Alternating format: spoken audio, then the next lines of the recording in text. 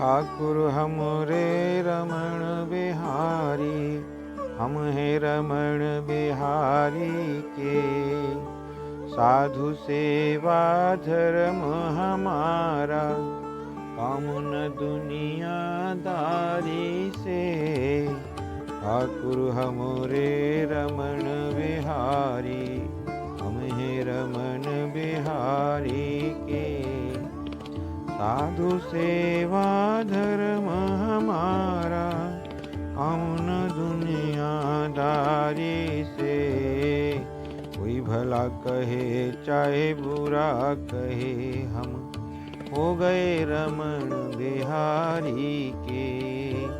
ठाकुर हमरे रमण बिहारी, हम हैं रमण बिहारी के।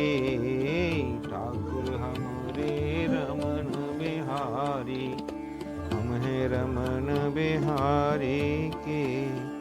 कोई भला कहे चाहे बुरा कहे, हम हो गए रमण बिहारी के। ठाकुर हमरे रमण बिहारी, हम हैं रमण बिहारी के। बोले बांके बिहारी लाल की जय। आनंद कंद श्याम सुंदर लाल की जय। श्री दाऊ जी महाराज की जय। ब्रज के राजा श्री हलधर महाराज की जय। जय जय श्री राधे एकादशी महारानी की जय। मैं आचार्य कृष्णा सोमभरी आज आपको पौष मास की शुक्ल पक्ष की पुत्रदा एकादशी का महत्व सुनाता हूँ। आप मेरे चैनल पर नए हैं तो मेरे चैनल को सब्सक्राइब करें, लाइक करें और शेयर करें। जय जय श्री राधे। हम महत्व प्रारंभ करते हैं। महाराज युधिष्ठिर बोले कि हे भगवान, आप बताएं। भगवान श्री कृष्ण से कहा, श्री कृष्ण आपने शुभ कारणी सफला एकादशी का वर्णन मुझे सुनाया है। ऐसे धर्मराज युधिष्ठिर बताते हैं। भगवान श्री कृष्ण से कहते हैं, अब कृपा करके शुक्ल पक्ष की एकादशी का महात्म बतलाइए। उसका क्या नाम है, कौन सी विधि है तथा उसमें किस देवता का पूजन किया जाता है। हे भगवान, हे कृपा सिंधु करुणावतार, हे गोविंद, हे माधव, मुझे बताने की कृपा करें। भगवान श्री कृष्ण ने कहा कि हे राजन, पौष के शुक्ल पक्ष की जो एकादशी होती है उसे मैं आपको बतलाता हूँ, आप ध्यान से सुने।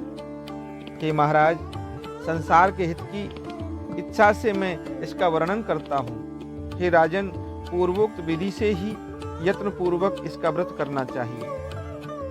इसका नाम पुत्रदा है। यह सब पापों को हरने वाली उत्तम तिथि है। समस्त कामनाओं तथा सिद्धियों के दाता भगवान नारायण इस तिथि के आदिदेव हैं। चराचर प्राणियों सहित समस्त त्रिलोकी में इससे बढ़कर कोई दूसरी तिथि नहीं है। पूर्व काल की बात है, भद्रावती पुरी में राजा सुकेतुमान राज्य करते थे। उनकी रानी का नाम चंपा था। राजा को बहुत समय तक कोई वंशधर पुत्र नहीं हुआ,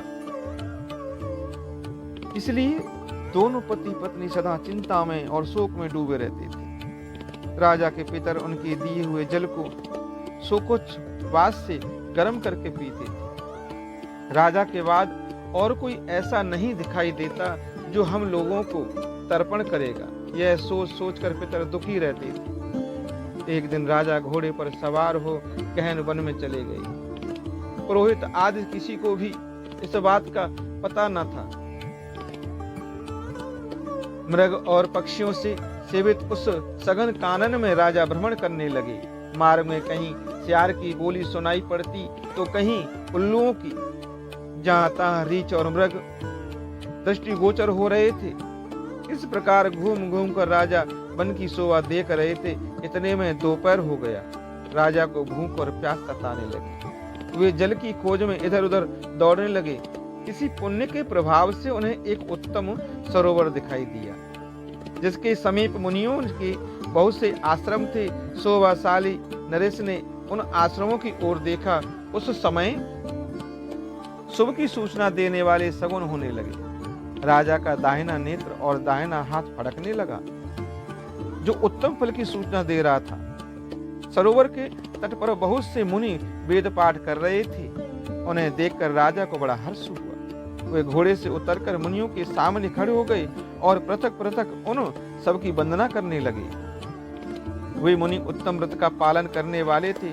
जब राजा ने हाथ जोड़कर के बारंबार दंडवत प्रणाम किया, साष्टांग प्रणाम किया, तो मुनि बोले, हे राजन, हम लोग तुम पर बड़े प्रसन्न हैं। राजा बोले, आप लोग कौन हैं? आपके नाम क्या हैं?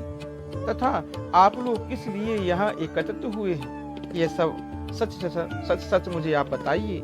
मुनि कहने लगे, हे राजन, हम लोग विश्व देव हैं, यहाँ स्नान के लिए आए हैं। माघ निकट आया है। आज से 5वें दिन माघ का स्नान आरंभ हो जाएगा। आज ही पुत्रदा नाम की एकादशी है, जो व्रत करने वाले मनुष्य को पुत्र देती है। राजा ने कहा, हे विश्व देवगण, यदि आप लोग प्रसन्न हैं तो मुझे पुत्र दीजिए। मुनि बोले, राजन, आज के ही दिन पुत्रदा नाम की एकादशी है। इसका व्रत बहुत विख्यात है। तुम आज इस उत्तम व्रत का पालन करो। हे महाराज, भगवान केशव के प्रसाद से तुम्हें अवश्य ही पुत्र प्राप्त होगा। भगवान श्री कृष्ण कहते हैं, हे राजन, हे धर्मराज, इस प्रकार उन मुनियों के कहने से राजा ने उत्तम व्रत का पालन किया।